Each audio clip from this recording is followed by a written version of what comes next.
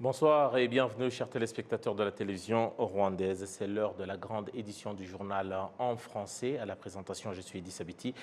Tout de suite, voici les titres. La cour d'assises de Paris clôt ce mardi le procès de Laurent Boutiwaruta, cet ancien préfet de la préfecture de Gikongoro. Celui-ci est notamment poursuivi par la justice pour des crimes de génocide, complicité de génocide et complicité de crimes contre l'humanité. C'est des crimes commis dans l'ancienne préfecture de Gikongoro au Rwanda. La secrétaire générale de l'Organisation internationale de la francophonie, Louise Mushikiwabo, exhorte les acteurs du secteur privé des pays membres de cette organisation à exploiter les opportunités commerciales et financières qu'on y retrouve, et particulièrement au Rwanda.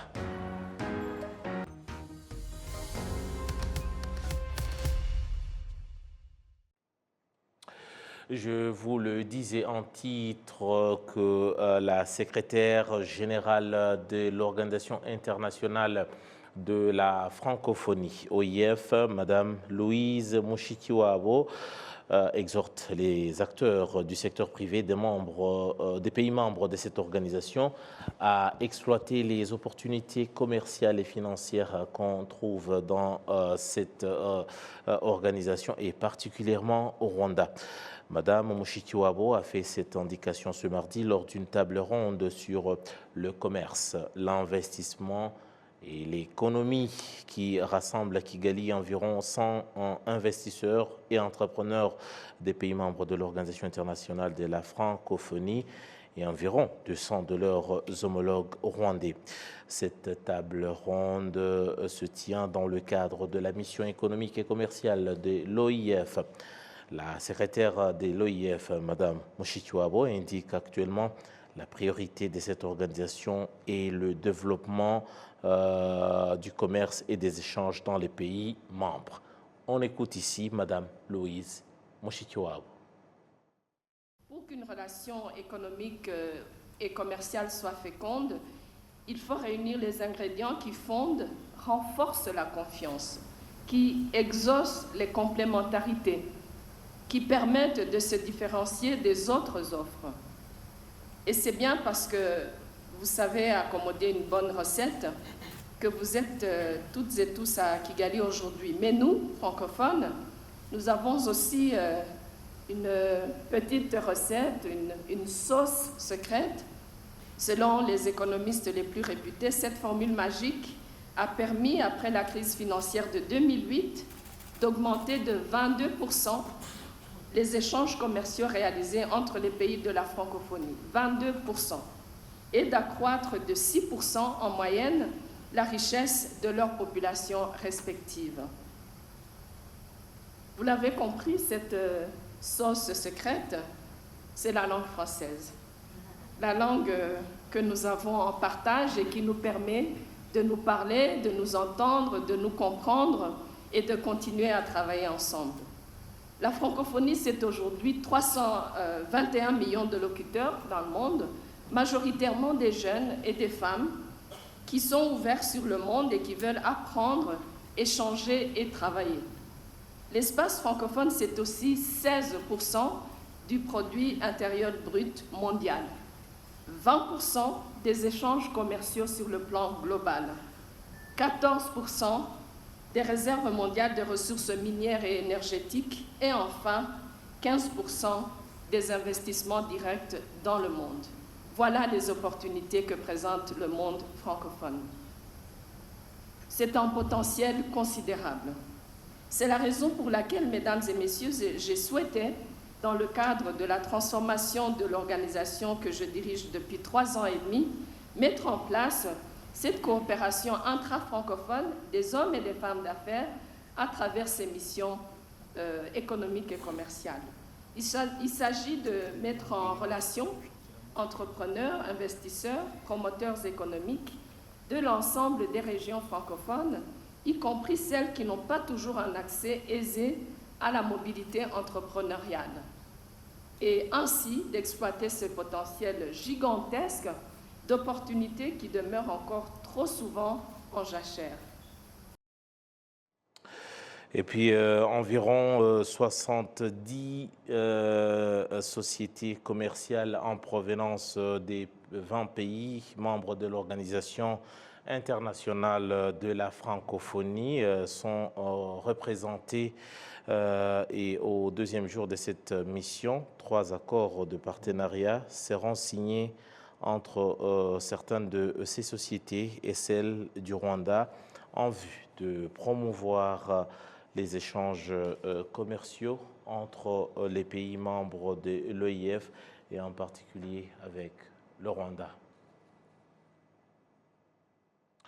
Passons à autre chose à présent. On va parler du Rwanda, mais cette fois-ci du Rwanda à Paris pour parler de la justice avec la Cour d'assises de Paris qui clôt ce mardi le procès Laurent Abouti Baruta pour crime de génocide, complicité de génocide et complicité des crimes contre l'humanité commis dans l'ancienne préfecture de Gikongoro au sud-ouest du Rwanda. Avant de se retirer pour le délibérer ce matin, la Cour a d'abord auditionné l'accusé. Je cite ici Laurent Bouti Baruta qui a dit donc, là je cite ces mots, « Je m'adresse aux rescapés du génocide des Tutsis.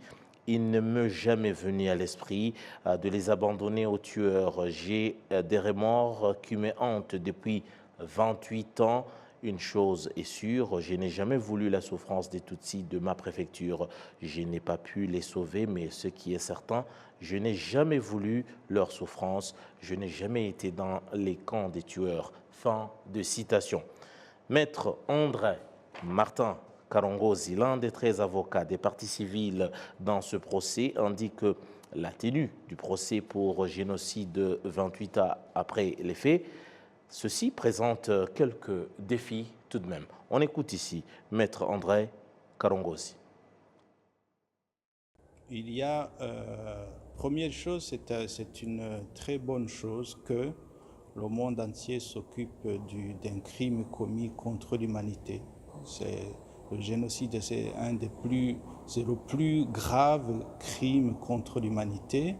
Et c'est comme ça que les pays se sont dotés des lois dites de compétence universelle qui permettent de juger les gens malgré que les faits sont commis dans d'autres pays. Déjà, c'est un aboutissement des règles que les pays se sont dotés sur la base de la Convention contre le génocide. Ça, c'est un élément très positif. Deuxième élément, c'est que on ne peut, dans le cas d'espèce, on ne peut jamais imaginer que c'est la justice contre la justice des vainqueurs, comme on dit. Cet homme est jugé par un jury français, une cour française. On ne peut imaginer que cette cour soit partiale. Donc ça, c'est une garantie. Et l'exercice que des deux côtés, la défense de l'accusé, la défense des parties civiles, l'exercice qu'ils ont fait aboutira à une décision qui incontestablement et en tout cas doit être appréciée en tout état de cause par rapport à l'impartialité de la Cour. Autre chose, c'est la prévention. Le droit vise la prévention. Là, on donne l'exemple aux futurs fauteurs de troubles, aux futurs criminels, parce que ça se passe dans la tête, dans l'esprit des gens. C'est une bonne leçon pour leur dire, voilà, si vous investissez dans ce genre de crime, vous n'allez pas échapper. Vous risquez d'être attrapé où que vous êtes dans le monde. Par rapport au Rwanda, c'est beaucoup d'espoir que d'autres peuples se joignent au peuple rwandais pour réprimer le crime le plus abominable du XXe siècle. Et donc, c'est un apaisement, j'imagine, par rapport aux survivants, par rapport aux Rwandais, par rapport à l'autorité qui a le pouvoir aujourd'hui, qui a chassé les criminels qui ont organisé et commis le crime de génocide en 1994. Parlons également de certains défis aujourd'hui auxquels font face les procès en rapport avec le génocide des Tutsis. Maître André Martin Karongozi souligne aussi le problème de l'oubli pour certains témoins qui ne parviennent pas à relater fidèlement leur histoire. Maître André Martin Karongozi. C'est un phénomène malheureusement naturel, l'oubli après autant d'années, et puis surtout le fait qu'il y a des informations qu'on obtienne au fur et à mesure. Même aux commémorations de cette année, on découvre encore d'autres choses. Nous découvrons pas mal d'informations à la cour ici. Et l'exercice ici nous fait, c'est très riche dans le sens où nous entendons les gens qui témoignent à décharge et des gens qui témoignent à charge. Nous écoutons les gens qui ont été condamnés et vous avez vu il y en a un qui a été libéré, qui a purgé sa peine et qui a fait le chemin qui est venu ici. Donc c'est une confrontation. Heureusement qu'il y a des gens qui se sont repentis, qui nous donnent des informations. Mais naturellement, après un certain nombre d'années, on peut oublier certaines choses. Mais ceci étant, ça n'a pas handicapé, me semble-t-il, on va le voir avec le verdict, ça n'a pas... la Cour s'est forgée une conviction sur la base des éléments qui sont donnés. Et surtout, la présence de certains témoins a rassuré. Il y en a qui ont expliqué, moi j'avais dit ça, d'autres, et puis à un certain moment, ah oui, il y a une différence, il explique, voilà, y a-t-il eu des problèmes de traduction? Ce n'est pas impossible, mais le contexte aussi. Et puis, il faut connaître aussi la nature, je l'ai découvert aussi, la nature de certaines... la manière dont les gens appréhendent les choses.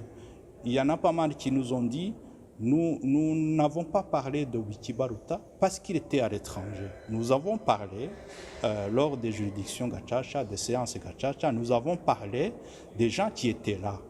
Et ça se comprend. Mais à une distance comme entre le Rwanda et la France, il peut y avoir une mauvaise compréhension, mais nous avons comme avocats, certains avocats sont spécialisés, je vais dire, en connaissance de ce genre de procès depuis longtemps. Nous avons fait de notre mieux pour, je vais dire, expliquer les choses. Maître André Martin Karongozi, qui est donc avocat des parties civiles, qui a donc été présent. Il est parmi les 13 avocats des parties civiles pour ce procès Laurent Witibaruta. Tout en étant au même chapitre, on reste à Paris où nous sommes rejoints par Alain Gauthier qui est donc le président du collectif des parties civiles pour le Rwanda. Bon après-midi Alain, ou bonsoir. Bonsoir. Bien, on vient de suivre les propos de Maître André Karongozi qui s'exprimait par rapport au déroulement des faits. Je rappelle que vous êtes président du collectif des parties civiles pour le Rwanda. Alain, déjà, ça fait disons 2 mois de procès. Déjà, c'est quoi votre lecture, votre appréciation du déroulement de ce procès aujourd'hui?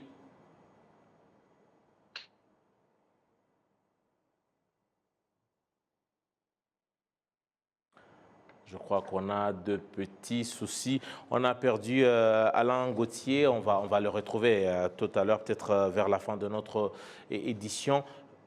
Il est là avec nous. Alain, vous nous suivez? Bonsoir. Bonsoir. Bonsoir. Donc, je parlais d'un procès qui vient de prendre à peu près 2 mois, 8 semaines. C'est quoi, vous, en tant que collectif des parties civiles pour le Rwanda? Vous n'êtes pas votre premier procès. Je voulais avoir votre réaction avant le verdict, bien sûr. L'appréciation du déroulement de ce procès, Laurent Witibaruta. Alors, c'est vrai que ce fut un procès qui a été très long, plus de 2 mois, un procès éprouvant à la fois physiquement, psychologiquement. Vous savez que je publie régulièrement des comptes rendus tous les jours sur notre site internet. Nous avons entendu beaucoup de témoins qui sont venus, certains se confiaient pour la première fois. C'est toujours des choses éprouvantes que d'entendre le témoignage de rescapés. Et comme vous le dites, effectivement, nous attendons le verdict qui devrait être rendu dans la soirée. Alain, aujourd'hui, Laurent s'est exprimé devant la Cour. Je cite, hein, il a dit qu'il avait des remords, qui le hantent depuis 28 ans maintenant, qu'il n'a pas pu rien faire pour sauver les Tutsis qui étaient sous sa responsabilité. C'est quoi votre réaction à ces propos, Alain? Oui, nous avons entendu ce matin à la cour d'assises les derniers mots donnés à l'accusé. Ce sont ces propos-là qu'il a tenus. Ce sont des propos, je dirais, un peu tardifs. Maintenant, entendre qui veut. Je suppose que ses avocats lui avaient demandé de s'exprimer dans ce sens, mais je pense que ça n'interviendra pas dans la décision que les jurés vont prendre d'ici quelques heures. Pendant tout le procès, M. Bouti-Balouta a essayé de se justifier, qu'il ne pouvait rien faire, qu'il n'avait plus aucun pouvoir. Voilà, maintenant, ce sont les jurés qui, dans leur âme et conscience, vont prendre la décision. Le ministère public demande la réclusion criminelle à perpétuité. Nous espérons qu'il soit entendu pour que, enfin, je dis bien enfin, après 28 ans, eh bien, justice soit rendue. Monsieur Bouti-Balouta a bénéficié quand même d'une liberté pendant 28 ans. C'est vrai qu'il est âgé, qu'il n'est pas en bonne santé, mais il est essentiel pour les rescapés et pour les victimes du génocide des Tutsis qu'on découvre enfin une vérité judiciaire. Ce ne sera pas toute la vérité, on n'a pas entendu la vérité avec un grand V, mais ce soir, on saura quelle est la vérité judiciaire dans cette affaire. Alain, pour peut-être terminer, on attend, c'est vrai, le verdict, mais Alain, c'est le tout premier procès d'un haut responsable sur le sol français. Un haut responsable à l'époque du génocide commis contre les Tutsis au Rwanda, qui soit jugé. Aujourd'hui, c'est quoi votre sentiment? Est-ce que vous vous dites que c'est parti maintenant, ça va ouvrir la porte à d'autres procès pour les gens du même profil? Ou peut-être avez-vous un peu d'espoir quand même, peu importe l'issue de ce procès? Non, vous savez, il ne faut pas rêver. Le prochain procès est prévu du 9 mai au 1er juillet 2023. Ce sera le procès d'un gendarme de Nyanza, Philippe Ategekimana, qui s'appelle Philippe Maillet depuis sa naturalisation française. Donc le prochain procès, c'est pratiquement dans une année. On nous a promis 2 procès par an, ce ne sera pas le cas cette année. Ensuite, il y aura le procès de Sosten Monyemana, le médecin de Boutalé. Devrait suivre ensuite celui de Rwamucho, Eugène. Mais pour l'instant, si vous voulez, nous n'avons pas vu d'accélération dans l'organisation de procès. Et comme je le répète tout le temps, le retard qui a été pris à juger les génocidaires ne se rattrapera jamais. Le retard joue en faveur des bourreaux. Nous allons nous battre tant que nous le pourrons, mais le retard ne se rattrapera pas. Merci beaucoup pour votre disponibilité et surtout bonne suite peut-être du travail que vous faites depuis maintenant bientôt 28 ans pour les survivants et surtout pour la mémoire des victimes du génocide commis contre les Tutsis. Et je rappelle qu'Alain Gauthier, vous êtes président du collectif des partis civils pour le Rwanda, le CPCR. Merci beaucoup depuis Paris. Merci à vous.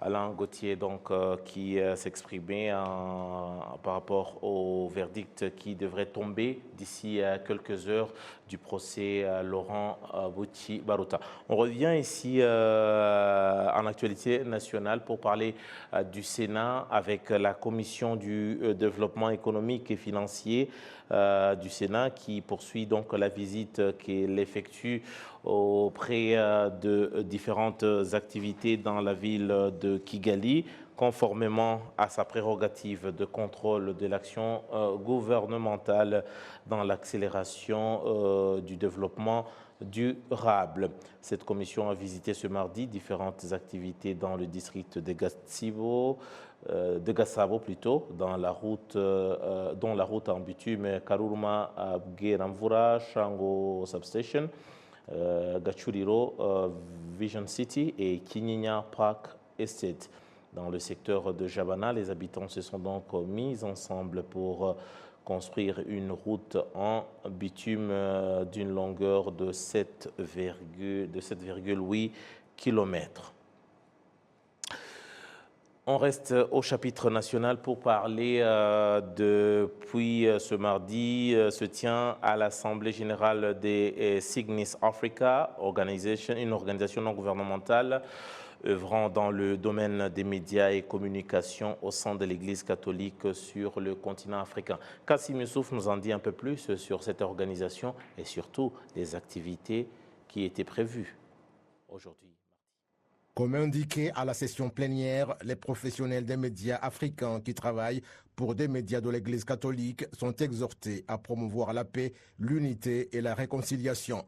Monseigneur Edouard Sinayobie, évêque du diocèse de Tiangougou et président de la commission épiscopale en charge de communication au sein de l'Église catholique, indique que la communication et la presse au sein de l'Église catholique visent à proclamer la bonne nouvelle de Jésus-Christ, ce qui va aider dans l'évangélisation de la bonne nouvelle de Jésus-Christ sur le continent africain.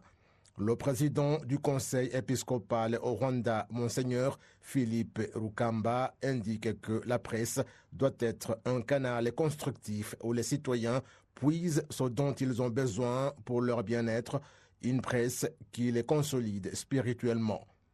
L'Assemblée générale des organes œuvrant dans le domaine des médias et communications au sein de l'Église catholique rassemble à Kigali différents pays africains disposant des médias qu'ils utilisent dans l'évangélisation au sein de l'Église catholique.